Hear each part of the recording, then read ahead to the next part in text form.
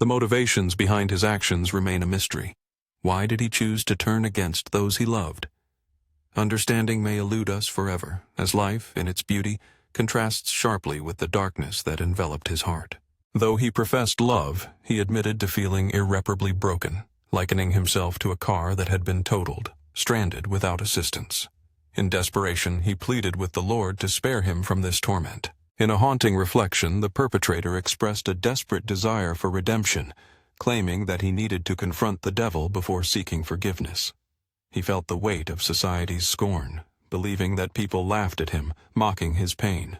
He wandered through life, a man burdened by the laughter of the deaf, the blind, the weak, and the broken. All he sought was acceptance for who he truly was, yet he felt constantly ridiculed. On the evening of June 25, 2024, the city was shaken by the discovery of 3 lifeless bodies: a 48-year-old grandmother, a 31-year-old mother, and a 29-year-old mother, all found in separate locations. But what was the sinister thread that connected them? At approximately 9 p.m., the Manatee County Police responded to a frantic 911 call from a residence on Palomino. Upon their arrival, they found a woman dead inside her vehicle, marking the grim start of a chilling investigation. Tragedy struck as it was revealed that Sequoia Starquez Bryce had been shot by her cousin, the very person with whom she had been engaged in a secret affair. As the investigation unfolded, it became clear that this was merely the beginning of a horrifying spree. The killer was intent on silencing anyone who knew his dark secret. Unbeknownst to the authorities, the perpetrator had already slain his own mother just hours earlier and was on a mission to eliminate 3 more individuals. These harrowing details began to surface amidst the unfolding chaos of the Manatee County killing spree, leaving 3 victims in its wake. I'm Frank Wiley, stepping in for Courtney tonight. The Manatee County Sheriff's Office confirmed that the suspect was en route to Georgia, intent on inflicting more harm, before a violent shootout ensued. This is the disturbing tale of Javante Bryce. 28-year-old Javante Bryce was born on January 15, 1995, to Tadamisha Scott and Javante Bryce Sr. He grew up within a large family in Bradenton, Manatee County, Florida, surrounded by siblings, cousins, and nephews.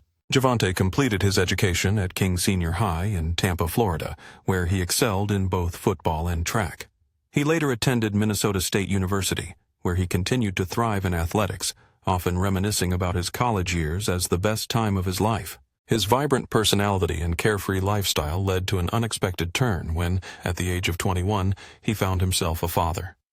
In December 2016, he and his girlfriend welcomed a baby boy into the world. But this was just the beginning of his tumultuous journey into fatherhood. By March 2018, Javante celebrated the arrival of his second child, a daughter, seemingly overjoyed in his role as a father, frequently sharing moments of joy on social media and expressing boundless love for his children. Yet an unforeseen event would ignite a series of circumstances that no one could have predicted.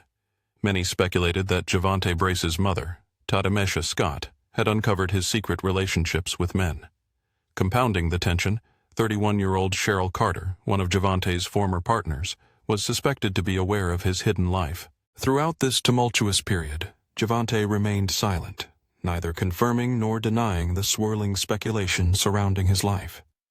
His family, despite their concerns, refrained from confronting him. Ultimately, it was his choice whether to reveal his truth or remain in the shadows. Regardless of the truth behind the allegations, one fact remained undeniable. Javante was relentless in his pursuit of fatherhood.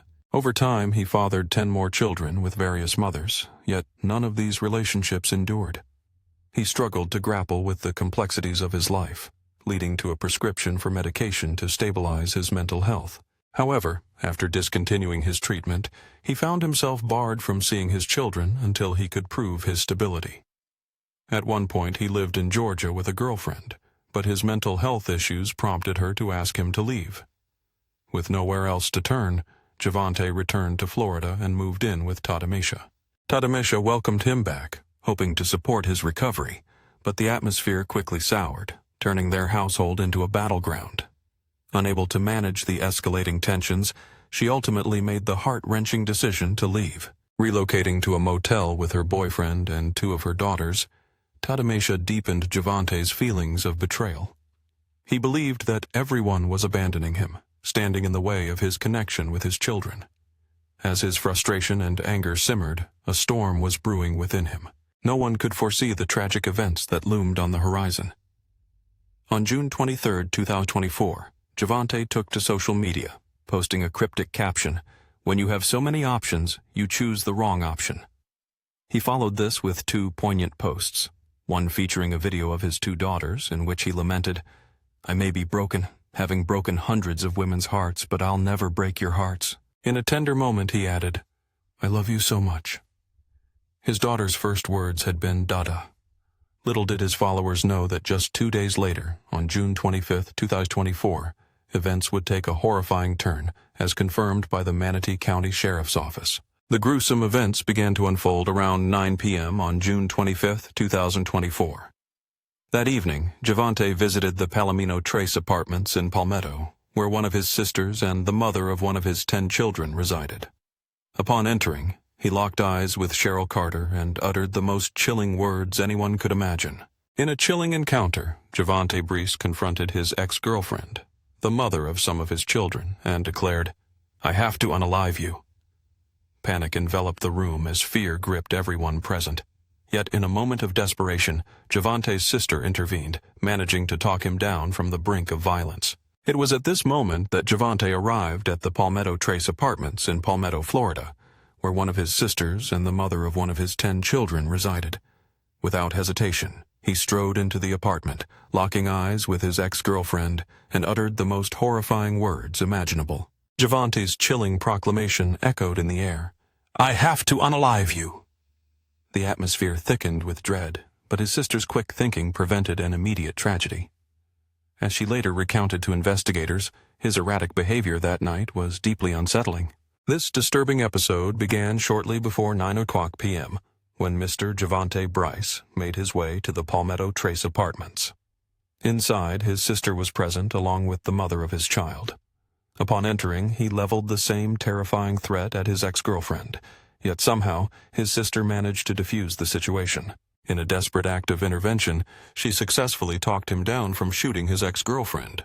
However, she expressed to investigators that his strange demeanor left her unsettled, leaving her to wonder what demons were driving him. While she may have averted one disaster, the night was far from over. Javante's violent rampage was only just beginning. After exiting the apartment at 9:17 p.m., he drove to the Motel 6 in East Bradenton, where his mother, her partner, and 2 of his younger sisters were staying. Arriving at their room, Javante approached his mother with an unsettling calmness. Just as he did with his ex-girlfriend, he looked her in the eyes and uttered an ominous, "I'm sorry." His mother, filled with dread and fearing the worst, asked, "What did you do?"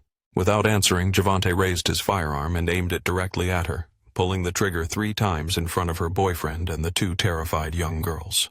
Tragically, Javante's mother would succumb to her injuries at the scene. This gruesome act was merely the precursor to the horrors that were yet to unfold. Immediately after fatally shooting his mother, Javante took to social media to share a cryptic message with the world. On Facebook, he posted a simple word, "Love," accompanied by a heart emoji, a chilling contrast to the violence he had just unleashed. By approximately 9:30 p.m. that same night, Javante drove to Palomino, specifically targeting the 900 block of 26th Street East, where his 29-year-old cousin, Sequoia Starquez Brice, resided. As Sequoia attempted to enter her vehicle, Javante confronted her outside her apartment. He leveled the same gun he had used to kill his mother, and without a moment's hesitation, he pulled the trigger. Sequoia collapsed to the ground, her life slipping away with each breath.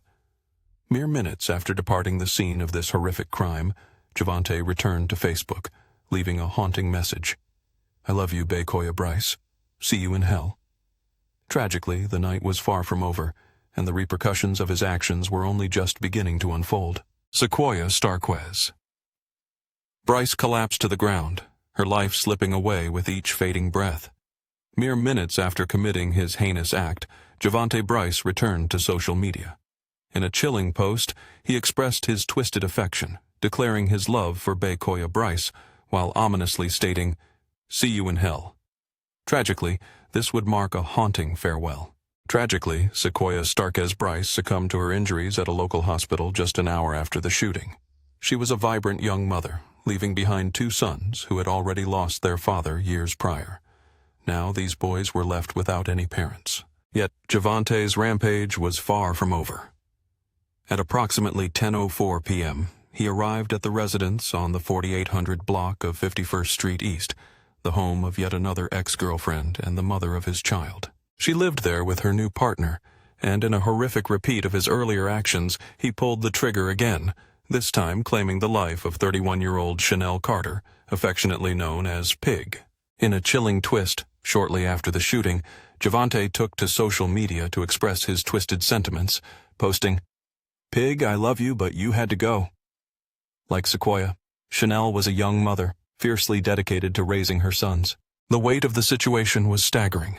With 3 crime scenes now scattered across the city, both police and Javante's family confirmed that all 3 shootings were the heinous acts of Javante Bryce. After the chaos, Javante fled to the Motel 6 in East Bradenton, where his mother, her boyfriend, and 2 young sisters were staying.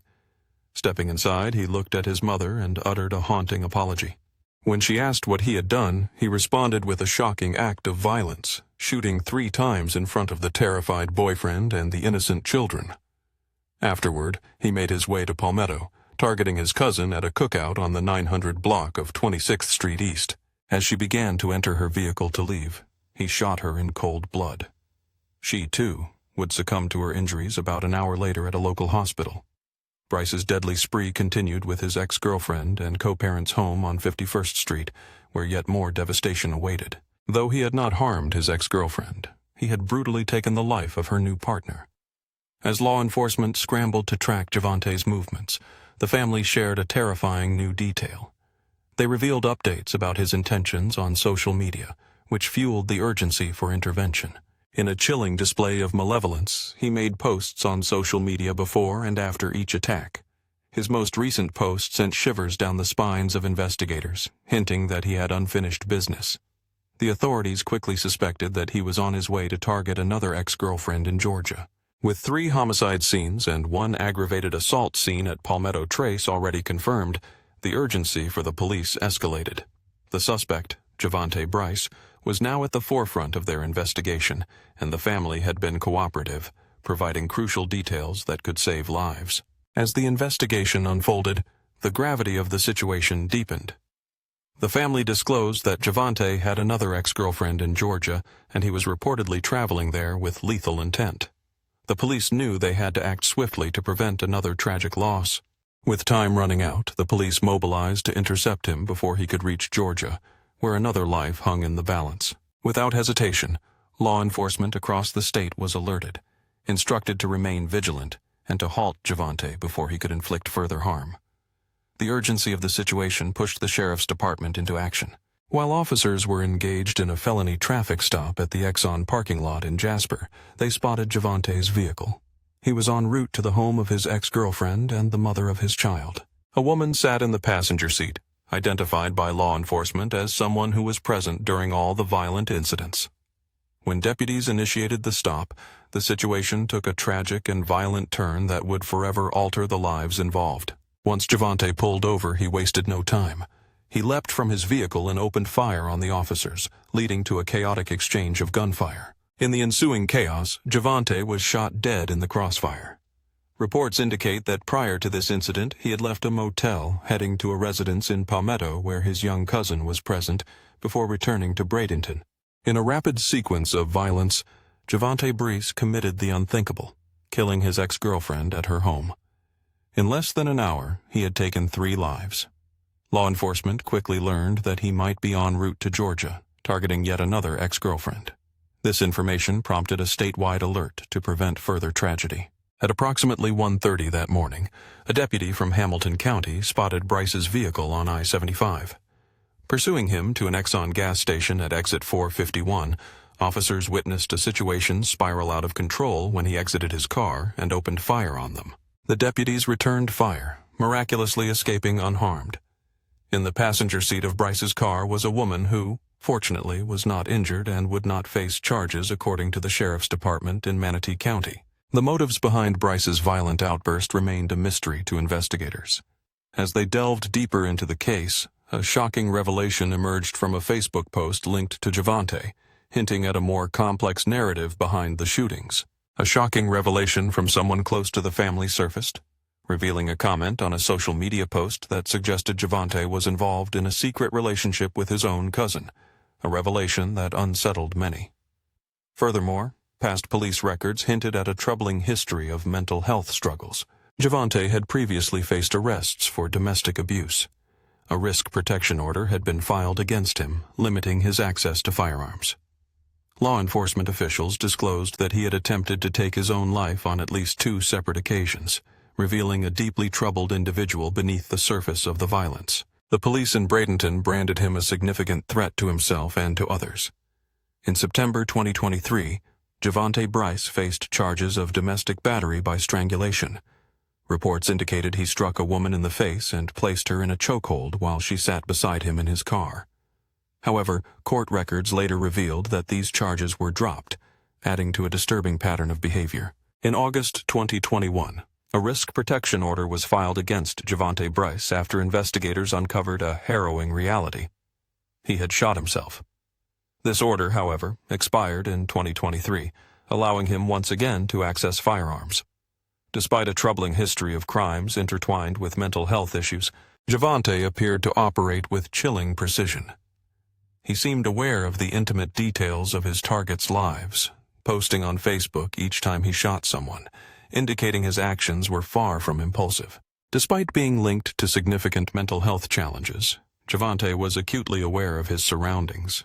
He knew the locations where his intended victims resided and meticulously documented his violent actions on social media, suggesting a calculated intent behind each act. His motives seemed rooted in a desperate need to silence those who were privy to his dark secrets. For a man who had crafted the facade of a devoted father to 12 children, the fear of exposure must have felt like a direct threat to his very identity. Perhaps it was this overwhelming dread of judgment, especially from the woman who had given him life, that propelled him toward the edge. There are whispers that Cheryl Carter, his ex-girlfriend, may have known about Javante's concealed life. The mere thought of her revealing his truth could have left him feeling trapped, ultimately leading to her tragic fate. The heartbreaking reality is that Javante was intimately connected to all 3 victims. These were not just strangers. They were his family, his loved ones. Yet, in a sinister twist, they became his targets in his frantic quest to protect his secrets. As the investigation into the events leading up to June 2, 2024 unfolds, fragments of the tragic puzzle are beginning to align. Sheriff Rick Wells emphasized the importance of allowing the family time to process the immense trauma and grief that engulfed them. He expressed heartfelt condolences, stating that their thoughts and prayers were with the victims' families. He prayed for divine comfort for the families during this profoundly challenging period. Sheriff Wells further highlighted the critical necessity of understanding Javante's mindset in the days leading up to the shootings. Investigators are meticulously examining if any warning signs or underlying factors could have foreshadowed his violent outbursts. As they delve deeper into the case, authorities remain acutely aware of the grieving family's needs, dedicated to providing them with the support essential during this harrowing time. It remains uncertain when Javante Bryce truly snapped, but the weight of maintaining a double life was evidently overwhelming. Reports indicate that he had been exhibiting increasingly erratic behavior in the days preceding the murders. Friends and family observed a noticeable change in him. He became more withdrawn, spent less time with his children, and displayed an unusual agitation. It is believed that Javante felt cornered, haunted by the fear of judgment from his family, his community, and even his own children, should his dark secret ever come to light. As the threat of exposure loomed ever closer, Javante Bryce's fear and paranoia spiraled into a relentless chaos. Rather than confront the truth that haunted him, he made the unthinkable decision to silence those he believed could unveil his darkest secret. In the wake of this devastating tragedy, the community was plunged into shock. They mourned the heartbreaking loss of Tadamisha Scott, Sequoia Starquez Bryce, and Cheryl Carter, 3 cherished women whose lives were brutally stolen in an instant.